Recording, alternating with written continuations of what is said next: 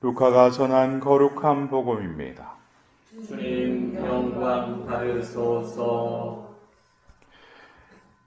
그 무렵 아구스투스 황제에게서 칙령이 내려 온 세상이 호적 등록을 하게 되었다.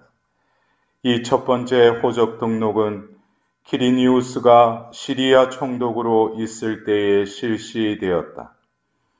그래서 모두 호적 등록을 하러 저마다 자기 본향으로 갔다.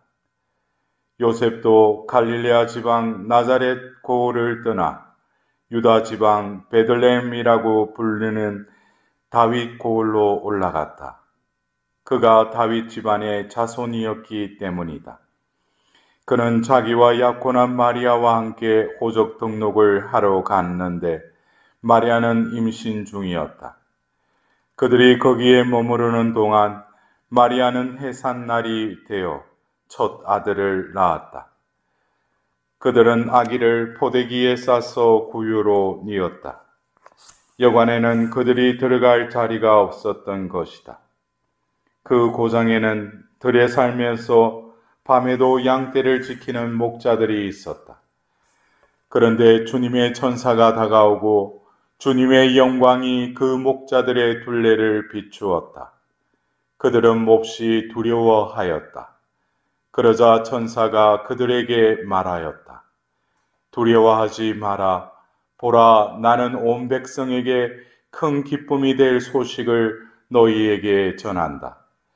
오늘 너희를 위하여 다윗 고을에서 구원자가 태어나셨으니 주 그리스도이시다. 너희는 포대기에 쌓여 구유에 누워있는 아기를 보게 될 터인데 그것이 너희를 위한 표징이다. 그때에 갑자기 그 천사 곁에 수많은 하늘의 군대가 나타나 하느님을 이렇게 찬미하였다. 지극히 높은 곳에서는 하느님께 영광, 땅에서는 거분 마음에 드는 사람들에게 평화. 주님의 말씀입니다. 그리스도님 찬미합니다. 여러분 모두 성탄을 축하드립니다. 축하드립니다. 여러분들 우리가 매년 이 전례력을 살면서 우리가 이 성탄 때와 더불어서 우리가 봄 되면은 또 부활 때 또 부활을 축하드립니다라고 우리가 인사를 하지 않습니까? 여러분들은 그리스도인으로서 그리스도를 주님으로 고백하는 신자로서 성탄을 축하합니다라는 그 의미를 어떤 의미를 가지고 인사를 하시는지 여러분들 어떻게 보면은 성탄을 축하한다라는 것이 예수님의 그 탄생을 우리가 축하한다는 그 의미이지 않습니까? 근데 예수님의 탄생과 우리와 어떤 상관이 있는가? 우리가 2000년 전 그 한 아기가 태어난 것을 우리가 오늘 이 밤에 이 성탄 대축일 밤미사 때 다시금 그 구유에 놓인 그 아기 예수님께 경배하면서 바로 그 성탄의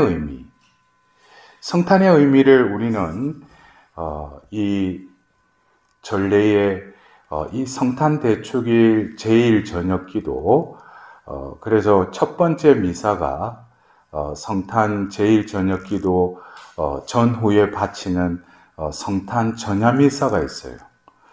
이 전야미사의 그 복음을 보면은 마태복음 1장에 나오는 족보에 대해서 이렇게 복음에 담겨져 있습니다. 이것은 어떻게 보면 그 하나님의 그 믿음의 조상인 아브라함부터 다윗을 통해서 예수에 이르는 어떻게 보면은 구세사의 모든 그 하나님께서 당신의 그 인도하심에 그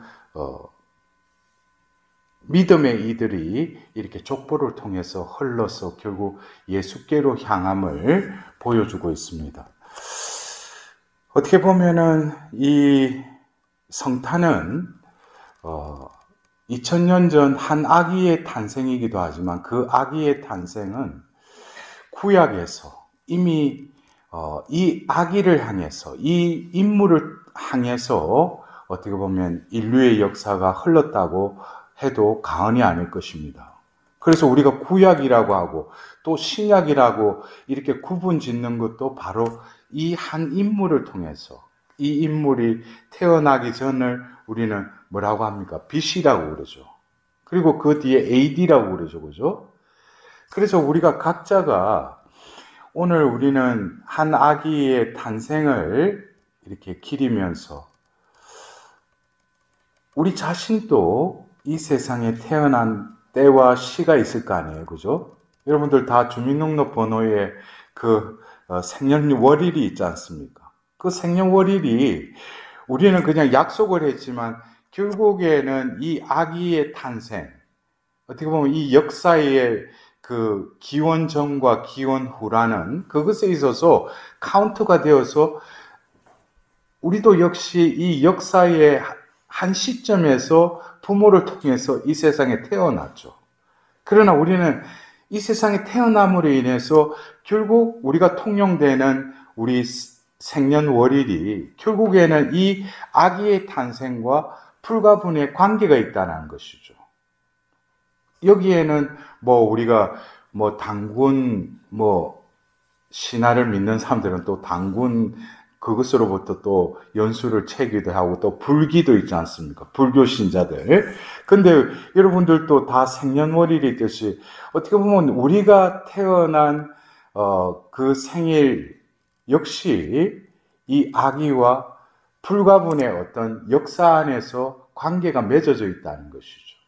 그렇다면 우리가 그리스도 신자로서 오늘 우리가 매년 전례력을 시작하면서 또 예수님을 기다렸고 또 예수님이 우리 가운데 탄생하신 이 전례의 의미, 그래서 제가 서두에 여러분들에게 성탄을 축하드립니다라고 했던 것이 2000년 전 그 예수님의 거룩한 탄생을 축하드리는 의미도 있지만 하나님을 믿는 우리들에게 있어서도 탄생이 그분과 뗄래야 뗄 수 없는 어떤 연관성 속에서 우리들도 원래는 하나님이 우리의 생명을 내실 때 거룩한 자로, 거룩한 존재로 태어나게 하셨다는 거예요.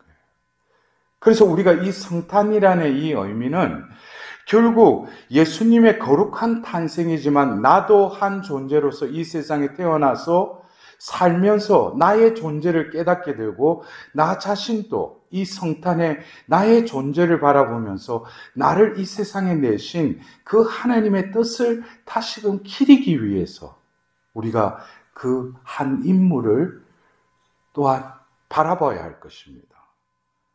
그러나 우리는 오늘 일독서의 이사야서 9장의 이 말씀을 들으면서 왠지 씁쓸한 마음이 들죠. 왜 그래요? 어떻게 보면은 2000년 전 예수님께서 태어나신 그 유다 땅, 베들레헴, 지금 어떻습니까? 팔레스티나 지역에, 지금 가자 지역에 전쟁 중이죠, 지금. 그래서 오늘 이 이사야서 9장 4절에 보면 땅을 흔들며 저벅거리는 군화도, 피 속에 뒹군 군화도, 군복도 모조리 하염에 쌓여 불꽃의 먹이가 됩니다. 어떻게 보면 올해 우리가 이 성탄, 참 우리가 기쁜 날이기도 하지만 아직 이 세상은 하나님 보실 때 그 구원의 때를 하나님께서는 이끌어 가시지만 인간들은 또 이 세상 곳곳에서 또한 우리가 몸담고 있는 이 나라에서도 온갖 부조리와 거짓과 암투와 어떤 이루 말할 수 없는 어둠들이 판을 치는 이 세상 속에서 우리는 오늘 이 성탄의 밤을 또 지내고 있습니다.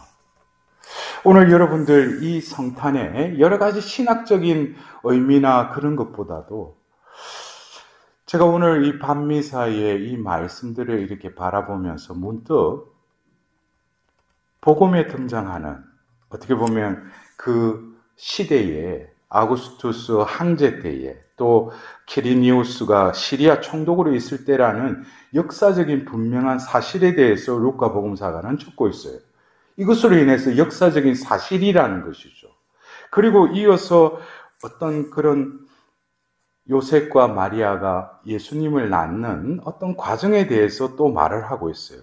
근데 이 루카 복음서에는 2장 8절에 그 고장에는 들에 살면서 밤에도 양떼를 지키는 목자들이 있었다.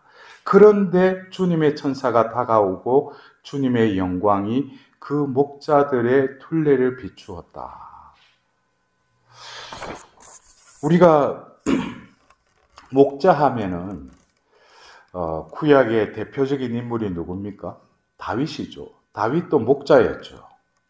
근데 우리가 생각하는 목가적인 그 목자의 이미지와 실제로 유대 사회에서 목자라는 신분을 가진 사람을 바라보는 것은 완전히 조금 다른 측면으로 그들은 바라보았어요.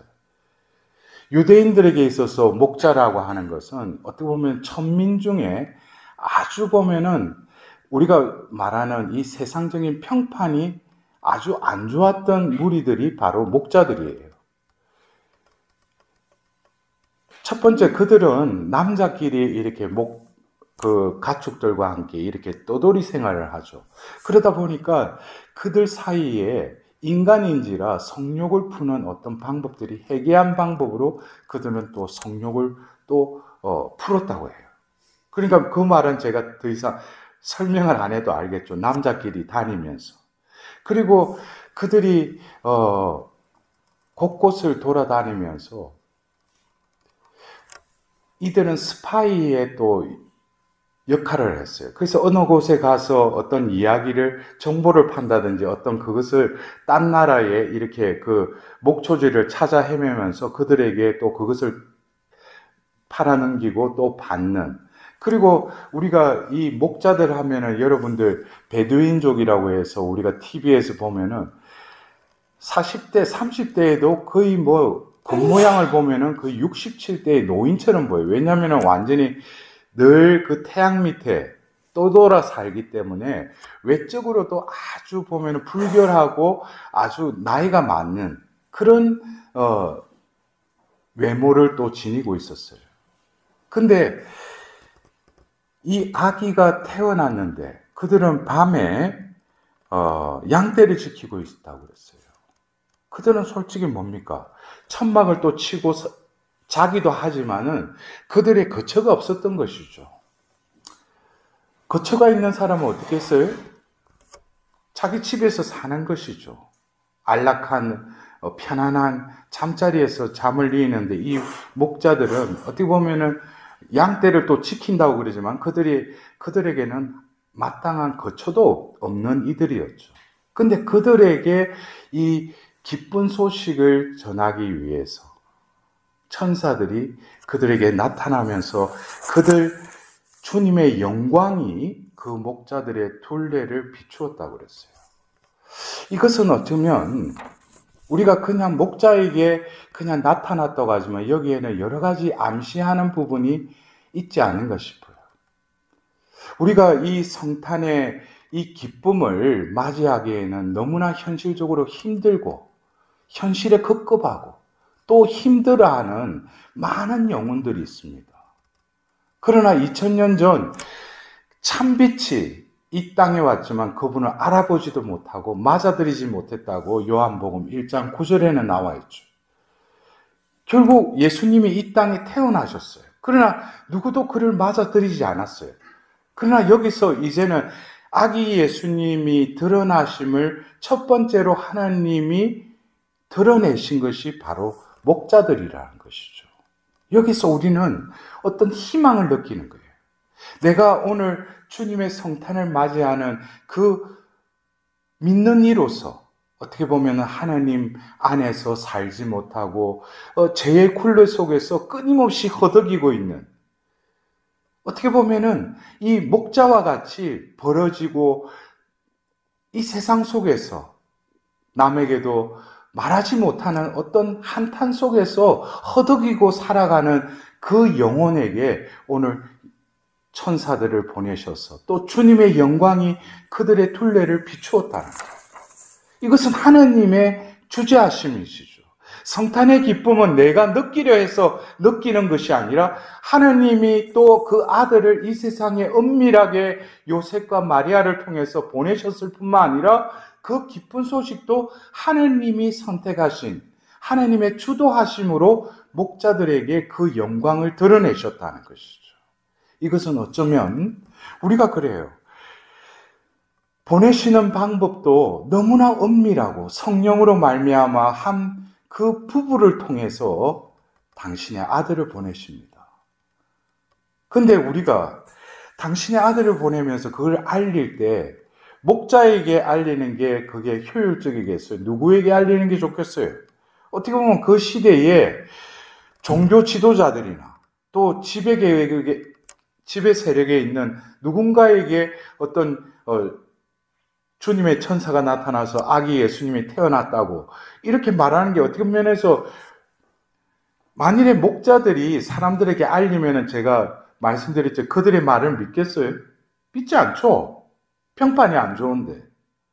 오히려 그 시대에 존경받고 좀 저명한 사람에게 이 주님의 영광이 드러나고 아기 예수님이 태어났음을 알리면은 오히려 그것이 아기 예수님을 알릴 수 있는 효율적인 방법일 건데, 태어나게 하신 방법, 또 드러나시는 방법도 우리 인간과는 너무나 다른 방법으로 하나님은 당신 아들의 탄생을 또 알리신다는 것이죠. 그래서 우리는 과연 오늘 이 주님의 성탄을 맞이하면서 어쩌면 하나님의 영광이 우리 가운데 머무르시고 우리를 비추실 때 과연 나라는 존재에게 왜 주님의 영광이 비춰지는가? 이것은 어쩌면 제가 서두에 말씀드렸듯이 성탄이라는 것은 2000년 전 그 태어나신 그분이 바로 오늘 루카복음에서는 첫 아들을 낳았다라고 루카복음서 2장 6절에 나와 있습니다.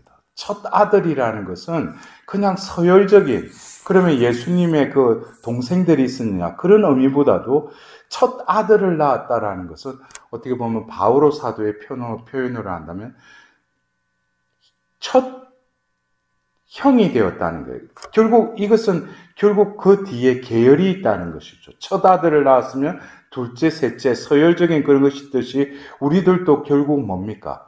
첫 아들을 낳은 그 첫에 이어서 믿음의 후손으로서 우리들도 이 세상에 내어졌다는 것이죠. 그래서 우리는 이 성탄을 맞이하면서 진정으로 형제 자매들끼리 나누는 성탄을 축하합니다 라는 그 단말말 속에 우리는 우리 존재의 원래의 거룩함을 다시금 느껴야 돼요.